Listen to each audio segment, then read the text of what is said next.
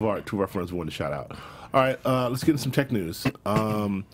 Netflix. So there's another conversation we're having offline about sort of the state of there he is. That's the lion. The gold lion. All right.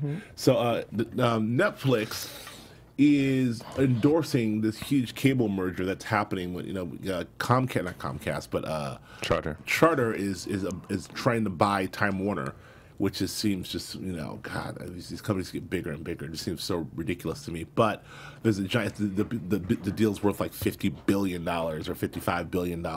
Right. But surprisingly, or seemingly surprisingly, Netflix is like, sounds good to us. Do it. It's going to be good for the consumer. Right. And it's dubious, but not so dubious when you realize that Netflix has and Charter's basically promising them that we will not charge you extra to stream your stuff. You can stream as much of your stuff as you want, and we won't charge you extra. Right.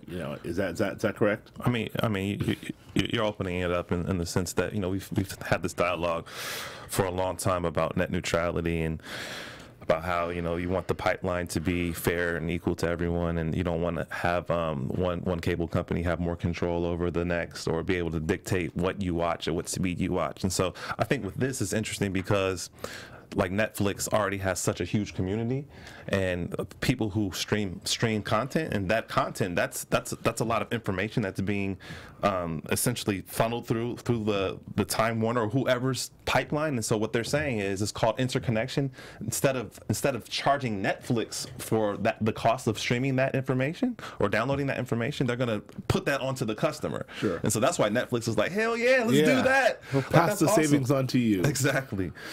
Yeah, so that's the move that they're trying to make, because and the payoff for a Charter or payoff for a Time Warner is that they have this huge audience that they're going to get because Netflix is a part of the deal.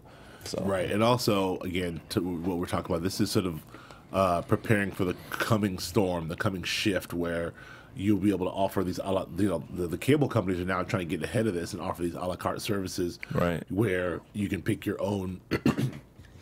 So you curate your own cable experiences instead of having 300 channels and 200 you don't watch. Right. You can curate your own experiences. But what it is now is, in the old days, people like AMC and some of these other places, they would just essentially get free money, for airing whatever. Like they get subsidized by the cable companies. Right. But now, obviously, they see it's important for them to do original programming, like Mad Men and Breaking Bad and some other stuff, in order to really start earning their own money, because that cable money is going to go away. Yeah. But the cable companies they're smart enough to shift that money somewhere else, so they're shifting it into we may not make you pay for AMC if you don't want AMC, but we will make you pay for streaming because you do like Netflix. Exactly. So we win anyway. We're the cable company. Man, we getting your money, taxing that ass, no matter how. So I don't know. I think it's dubious on all sides.